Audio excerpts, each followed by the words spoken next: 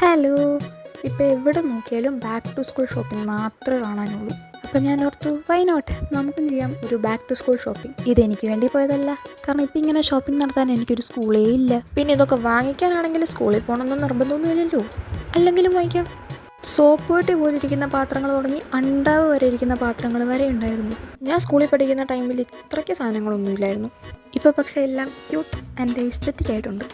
ഇപ്പോൾ അതാണല്ലോ മെയിൻ. ക്യൂട്ടും എസ്തെറ്റിക്കുമായിട്ടുള്ള സാധനങ്ങൾ കണ്ടുപിടിച്ച് സ്കൂളിൽ ചെന്ന് ഷോ ഇറക്കുക. ആഹാ.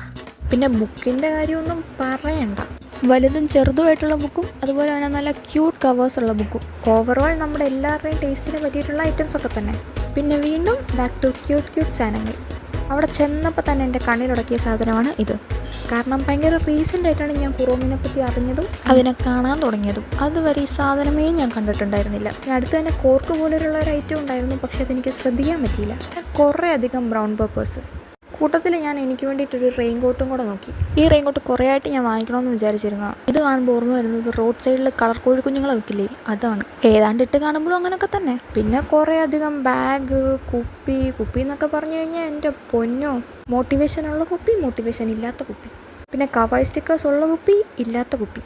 പിന്നെ അതൊന്നും വേണ്ടാത്തവർക്ക് നോർമൽ പ്ലെയിൻ കുപ്പീസും.